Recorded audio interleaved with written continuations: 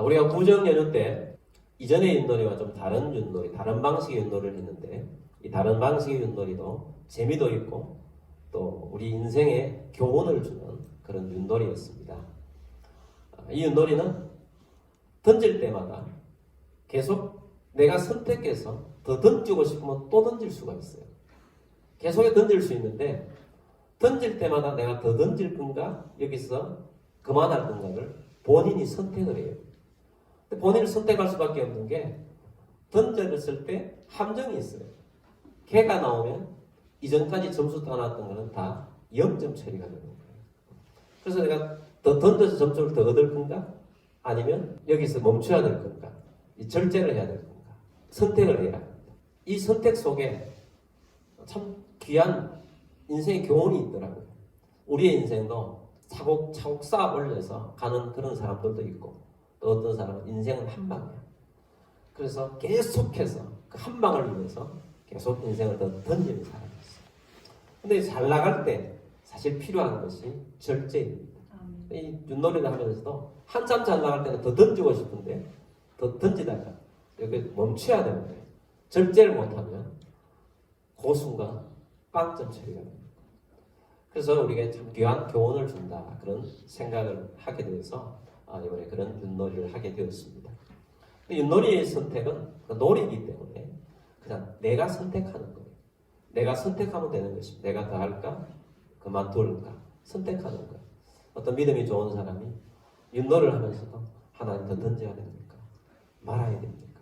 이번에 던질까요? 이번에 뭐가 나와야 딱 좋은데 뭐가 나올 것 같습니까? 뭐 그렇게 하면서 하는 사람은 없어요.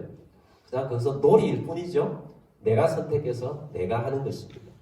그러나 우리의 인생은 선택해야 될 것들이 있어요. 이걸 선택하는데 내가 이걸 해야 할 것인가 말아야 될 것인가 하는 대부분의 우리의 삶은 믿음의 사람들은 내가 선택하는 것이 아니라 하나님께 선택을 맡기는 거예요. 하나님께 선택을 맡긴다는 것은 하나님의 뜻에 근거해서 산다는 것입니다. 여러분 우리가 믿음 생활을 한다는 것은 하나님의 뜻에 근거해서 사는 것입니다. 요한일서 2장 17절 말씀 이 세상도 그 정욕도 지나가되 오직 하나님의 뜻을 행하는 자는 영원히 거하느니라. 아멘. 이 세상도 그 정욕도 다 지나간다고 그랬습니다.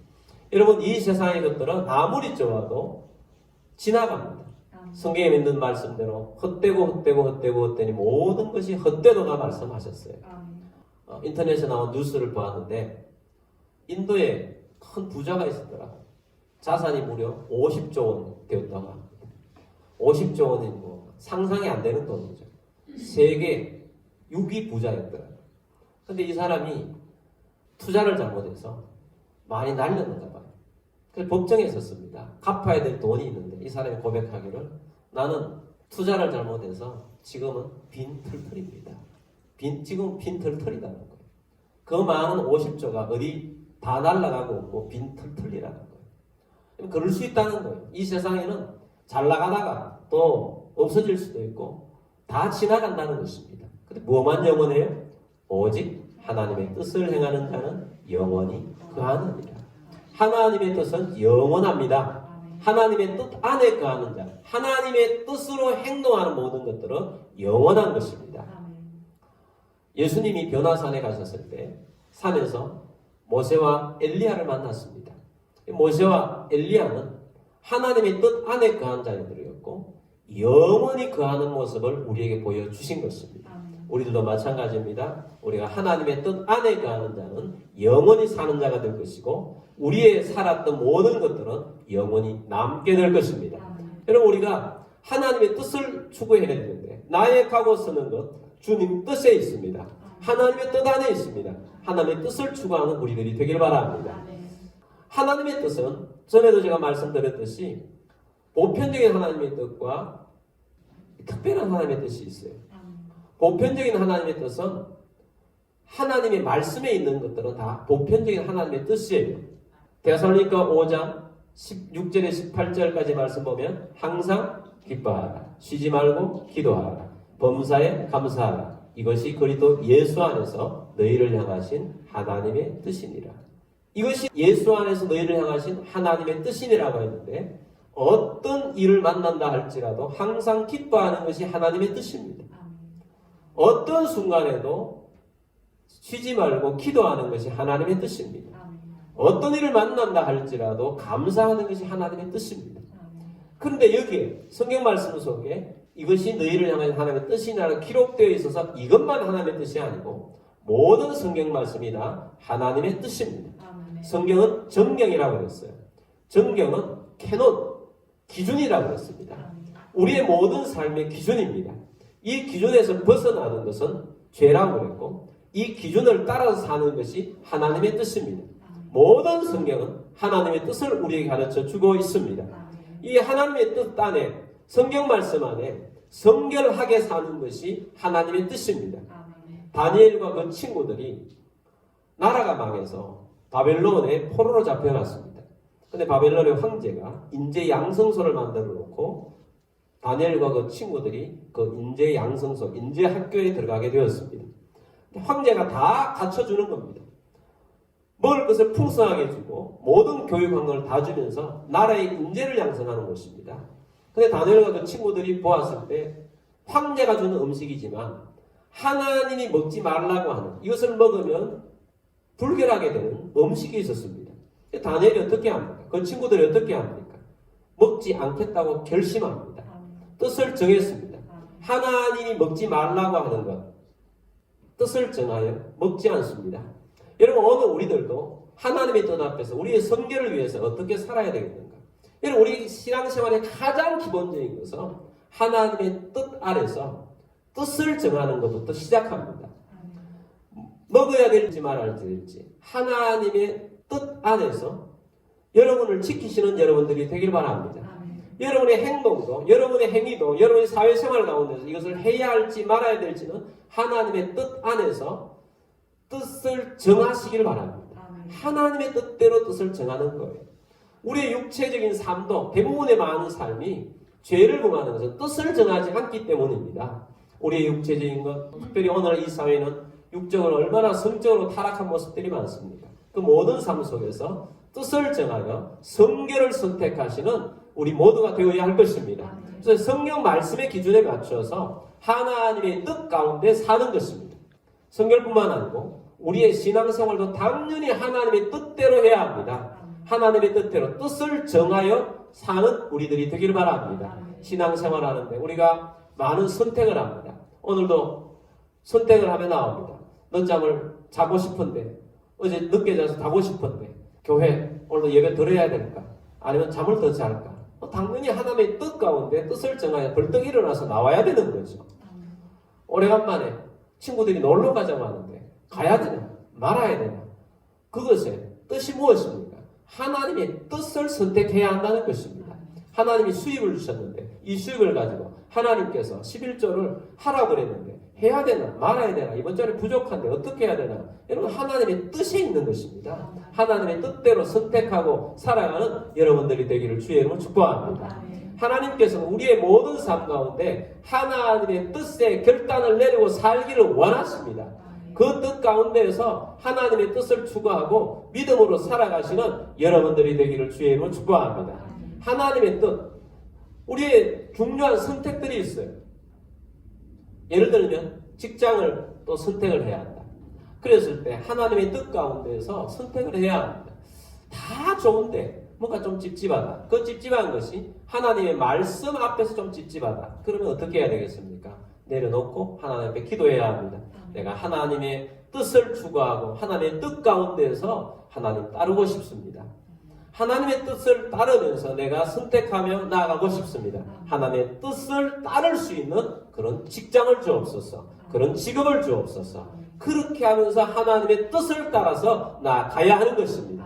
또 우리가 적극적으로 우리의 삶의 행동을 할 때, 또 우리가 하나님 앞에 이끌림을 받을 때 우리는 하나님의 뜻을 추구합니다. 다윗은 그런 면에 있어서 굉장히 중요한 모델입니다. 다윗은 모델이 되어서 뜻을 추구해요. 저는 그 본문을 보면서 늘 교훈을 얻습니다. 어떤 것이냐? 다윗이 사울 왕에게 발탁이 되어서 장군이 되고 왕의 사위가 되었습니다. 잘 나갔습니다. 인기도 많았습니다. 너무 인기가 많다 보니까 사울 왕 장인 되는 왕이 질투를 하다가 결국은 죽이려고 합니다. 결국 다윗이 도망하게 됩니다. 도망했는 그 자리면 수많은 소외된 사람들이 다윗을 따라서 다닙니다. 처음에는 400명이었다가 나도 600명까지 사람들이 많아지게 되었습니다. 그래서 하루하루 살아가는데 먹고 사는 것이 얼마나 힘들었겠어.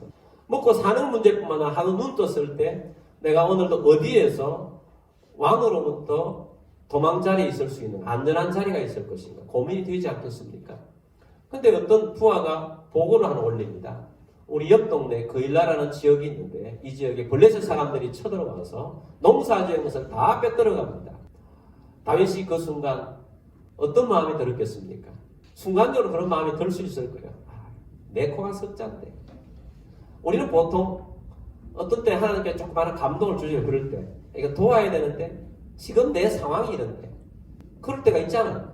지금 내 상황은 있는데 내 코가 석자인데 뭘 돕고 내가 뭘 봉사하고 내가 뭘 더 섬긴단 말이야. 내가 좀 더 되면 하지. 보통 그렇게 생각해요. 다윗은 그러지 않아요. 다윗은 그 문제를 가지고 하나님께 나아갑니다. 하나님, 그 일나가 지금 어렵다고 하는데 어떻게 합니까? 하나님, 도우러 갈까요? 물어요. 이게 중요한 거예요. 하나님이 인도하실 받겠다는 것입니다. 근데 하나님이 응답이 왔습니다. 가서 도와라. 네가 블레셋 사람들을 물리치고 그 일나 사람들을 구출하라. 하나님께서 답을 주셨어요. 그래서 다윗이 하나님 응답을 받고 다른 600명의 사람들에게 가서 이 하나님 응답받은 것을 이야기를 했습니다. 근데 설득이 되는 것이 아니라 600명의 사람들이 안 그래도 삶에 지치고 힘든데 다윗이요. 우리의 장군이시요. 그것 너무 무리합니다. 우리가 할 일이 아닌 것 같습니다.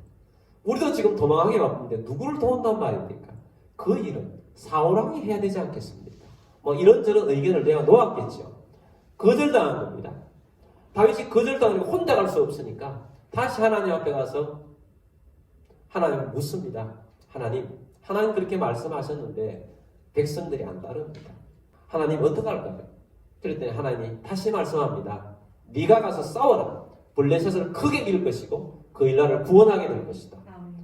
그래서 다시 백성들에게 가서 하나님이 다시 응답 주셨으니 무조건 가자. 하나님 말씀하셨으니 무조건 가자. 그렇게 해서 가서 블레셋 사람들이 크게 이기고 그 일나 사람들을 구원했습니다.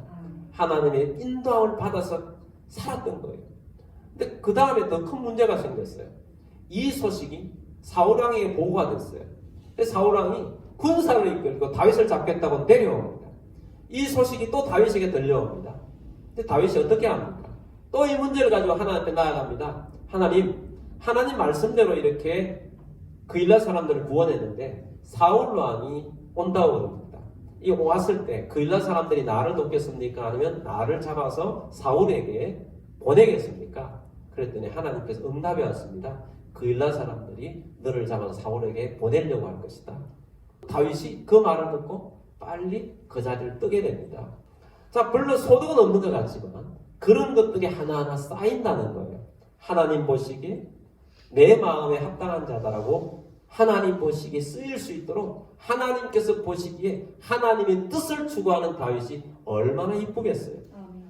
여러분, 오늘 우리들의 삶 가운데 하나님의 뜻을 추구하는 우리 모두가 되길 바랍니다.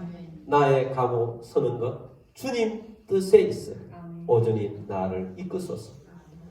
여러분, 주님이 기뻐하시는 사람은 하나님이 가라 하면 가겠습니다. 하나님 멈춰 하면 아무리 잘 나가는 일이 있다 할지라도 여기서 멈추겠습니다. 이것이 하나님의 뜻을 추구하는 사람이라는 것을 잊지 마십시다. 다시 한번 우리가 요한일서 2장 17절 말씀 봅니다. 이 세상도 그 정욕도 지나가되 오직 하나님의 뜻을 행하는 자는 영원히 거하느니라. 아멘. 이 세상도 그 정욕도 지나갑니다. 여러분, 하나님의 뜻을 따르지 못하는 이유가 무엇입니까? 이 세상의 유혹과 그 유혹에 반응하는 내 속에 있는 욕심입니다. 이 세상도 내 속에 있는 욕심도 다 지나가요. 다 없어질 것입니다. 그러나 오직 하나님의 뜻을 행하는 자는 영원히 거하게 될 것입니다. 요셉이 유혹을 당했습니다. 그러나 유혹을 당했지만 유혹을 당해서 넘어가는 사람이 있는데 그것은 욕심으로 반응하는 사람이에요. 그런데 요셉은 하나님의 뜻에 반응하는 사람입니다. 하나님께서 이것은 하지 말라고 하신 것이다 하고 거절해버립니다. 하나님의 뜻을 추구하는 자, 하나님이 영원히 살게 하시고 영원히 가게 하시고 그를 이끌어서 하나님이 쓰시고자 하는 사람들인 것입니다. 아멘. 여러분, 하나님의 뜻을 추구하는 자가 됩시다. 아멘. 예수님께서 이런 말씀을 하셨어요. 마가복음 3장 35절 말씀입니다. 누구든지 하나님의 뜻대로 행하는 자가 내 형제요 자매요 어머니이다. 아멘. 우리는 하나님의 가족입니다. 아멘. 하나님의 가족이라면 당연히 무엇을 추구해야 됩니까? 하나님의 뜻. 하나님의 뜻을 행하는 자가 예수님의 가족입니다. 아멘. 그래서 우리가 예수님께 인정받고 예수님을 따르는 자가 되기를 주의 이름으로 축복합니다. 아멘.